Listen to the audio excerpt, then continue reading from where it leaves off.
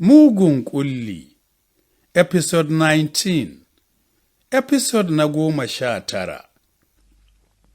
Hindu ta kwantar da kanta akan kafaɗar shi, hawaye na bin idonta. A'a, Hindu ta, meye abin kuka kuma? Ta ce, Jabir, dole in yi maka kuka mana. Jabir, na yi maka alkawarin zama da kai, duk runtsi duwuya ba zan taɓa juya maka baya ba. Ya sumbaci goshinta, na gode Hinduta, to na miki alkawarin zama tare da ke ɗaya tak, daga ke sai Haidar da Mimi da ma ƙannansu da za su biyo bayansu. Haka suka kasance cikin fayyace wa juna sirrin zuciyarsu. Ranar Lahadi shiri ya koma Legas cikin kewar Hindu tare da Haidar, inda Azima ta zo ta yau kwana. To a can ɗaya ɓangaren Lubuna ta watso Hawa wani mugun kallo kafin ta ja tsaki. To sai me hakan yake nufi? Karki bani kunya mana Hauwa. Ya ga ki a fuska kamar wayayya za ki zama wata bagidajiya. Da Allah dakata Lubuna, wai ko baki fahimci abin nake faɗa ba. Na face miki yau kusan wata 11 rabon da in saka Baharu a idona. Tun da na watsa al'amarin auren shi ya sa kafa ya bar gidan nan bai kuma waiwayowa ba. Shin wannan abin bai ce ya zamo abin jimami ba? To naji ya zamo abin jimami. Me yasa baki ta kurma ihu ba don mutane su san abin jimami ya same ki? Ina ce zaune kike da fa babu abin da ya dame ki? Kuma matsaya. Shin bakin ce ya damƙa miki takardar saki ba? Ko kin manta ya tsinke igiyar aurenki? Ko ko mafarki kika yi ya sake ki? Wata dubi Lubuna da ido, alamar ta ma manta da wata takarda da ya bata. Au, na zama talabijin ne da kike bi na da kallo? Magana zaki, ba wai zuba min ido ba. Wata sauki ajiyar zuciya, wallahi na manta da batun wani saki. Saboda na sanar da shi babu inda zan je, zaman ‘ya'ya zan yi. Ashe da akwai tuggun da yake haɗa mu, yanzu Lubuna meye abin yi? Ga abin yi nan kin zaɓa zaman ‘ya'ya? Ai sai ki ta zaman ‘ya'ya ma ga uwar ‘ya'yan. Ai ni abin da na ɗauki sakin aure shine ƙarshen tozarci da miji zai yi wa matar shi. Ta yaya in ba tozarci ba matar da ka gani kana so ka bi ta da rarrashi da kalaman baki masu daɗi har ta sallama maka so da ƙaunarta ka kawo ta gidanka ta zama matarka ɗaukar ciki da haihuwa reno da kula da gidanka da ma kai kanka saboda ta yi maka wani abu da bai kai ya kawo ba sai a ce je ki gidanku na sake ki. Wannan abu yana ƙona min rai. Wai fa duk ya manta halaccin da ta yi mishi na ɗaukar cikin 'ya'yan shi da renonsu. In ma ya su gwada halinsa na maza sai ya karɓe 'ya'yan shi ya sallame ki da baƙin sakamakon kammala shaidar zaman gidan shi. Ba ma wannan bane abun ji. Ina matuƙar takaicin halin maza akan wani hali nasu guda ɗaya tak. Duk yadda mace ta kai ta haɗa halaye masu kyau waɗanda sun isa su sa aure ta ko ba ta da kyau, wannan ba zai sa namijin aurenta ba matuƙar ba ganin ta yi kyakkyawa ba. In dai tana da kyau to duk aibu da mugun halinta ba za ta rasa mijin aure ba. Amma sai ki ga saliha mai halaye nagari saboda kawai ba ta zamo mai kyan da za su yi barazana da ita ba sai ta daɗe ba ta samu ma'auri ba. To me ko zai sa maza ba za su shiga matsala ba? Me zai sa in yi wa maza sauƙi a rayuwarsu? Wallahi maza sai su... Wata rufe mata baki saboda sanin abin da za ta faɗa. Ya isa haka Lubuna, ni dai yanzu shawara nake so ki bani.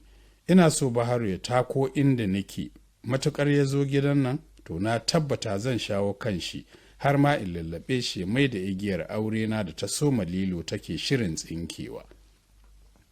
Lubuna ta dube ta kafin ta ja tsaki. Ni ban san tsayar da kike tsinta a wurin wannan mijin naki ba. Hauwa ta yi murmushi. Ba za ki gane ba Lubuna. Wallahi Baharu ya iya tattalin mace da sa mata so a zuci mai wuyar mantuwa. Kuma ma ki ai ƙarya kike kice Baharu ba shi da kyau. Lubuna ta ja tsaki. To ni dai shawara ɗaya tak zan baki. Tunda kina a layin masu faɗin garin so baya nisa, sai ki naɗa hannun riga tare da tattara haɓar zani ki soma bin bayan baharun. Abu ne mai sauƙi Lubuna, ke kanki aikin san hakan. To wai tsaya ma Hauwa, saki nawa ne baharun ya yi miki? Saki 2 ne, da ba ta amsa. To da sauƙi, yanzu kin kira wayar shi? An yi ta kira ba ta shiga, ni ba na samun shi, amma su Hanif suna samun shi. To ai ba tsayawa za ki yi ba, wani layin za ki samu sai ki gwada kiran shi. Ko da yake ma aikin san halin baharun naki, mai yiwuwa wata da kwalwar yarinya ya samu shi yasa ya watsar da ki. A zabure Hauwa ta dube ta, bare min wannan fatan mana Lubuna. Ta yaya ga gaskiya kina gani za ki rufe ido Hauwa? Kina zaton Baharu zai rufe waɗannan watannin ba tare da wata mace ba? Aini ina ma jiye miki tsoron Allah ya sa ba aure Baharun ya yi ba. Da ko matar ta shiga uku don na rantse da Allah sai na kashe ta. Lubuna ta kyalkyale da dariya. Ba dai kin ce dai gwara kishiyar waje da ta gida ba? Kina zaton idan kika kashe ta za a bar ki ne? Da miƙe tsaye, kin ga Lubuna, mu bar irin wasan nan da ke don ba na so. To, an bari uwar ɗaki na. Yanzu dai ki kira wayar shi ki je inda yake kafin ki lalubo matakin ɗauka. Da sauri ta zaro wayar ta yi ta kiran wayar tashi amma ba ta shiga. Da dubi Lubuna kamar za ta fashe da kuka, wallahi Lubuna wayar ba ta shiga.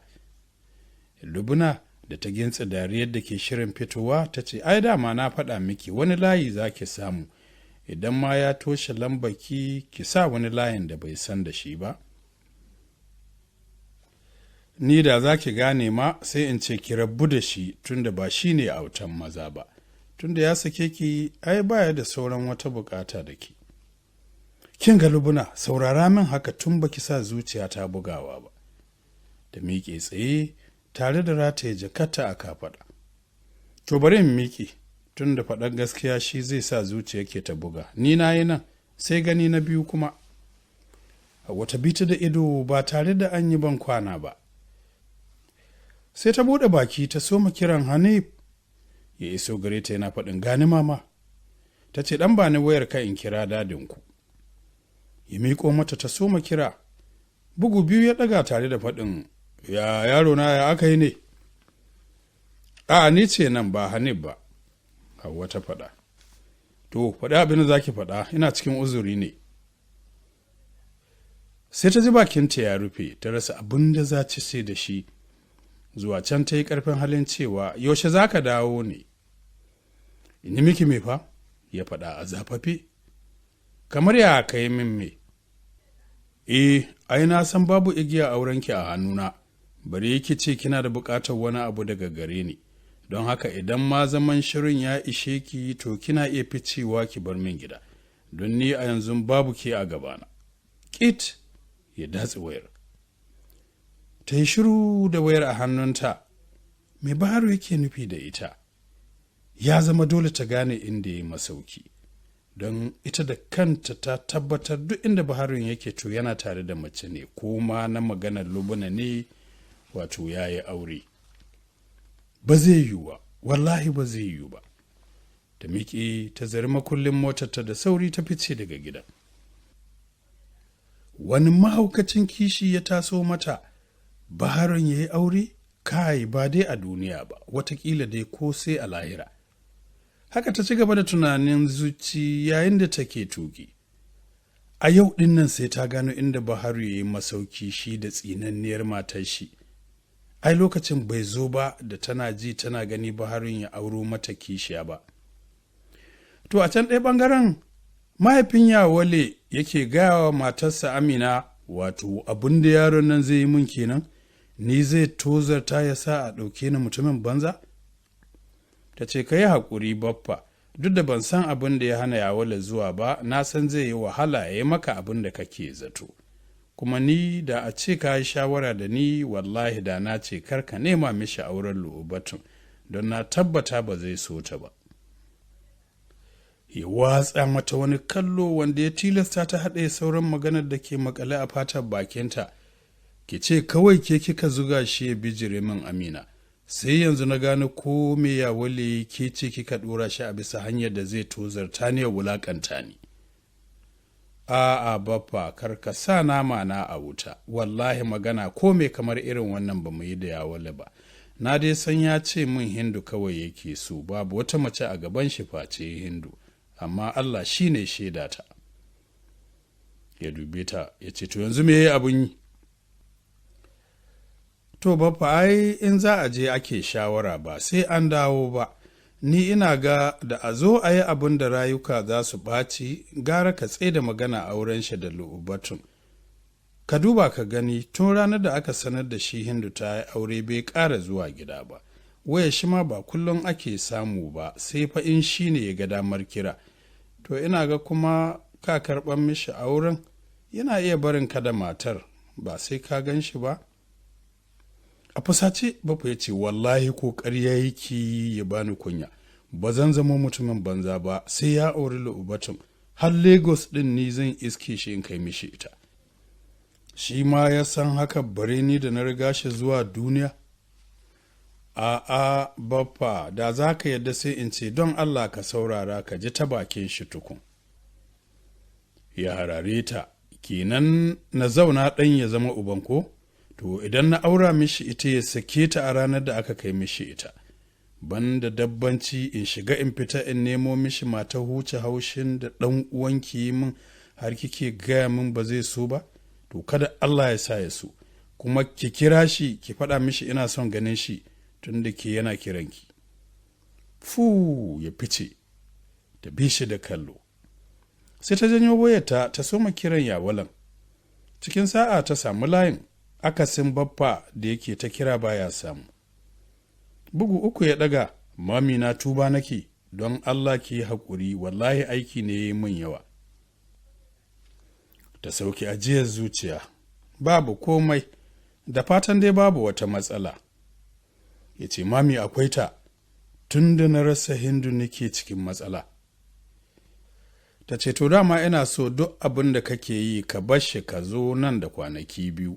Saboda baffan ku ya yi ta kiranka baya samu, har ta kai yana neman ɗora min jakar tsaba a kan ni nake zuga ka. To don Allah na roƙe ka, ka bar abin da kake ka zo nan da jibi.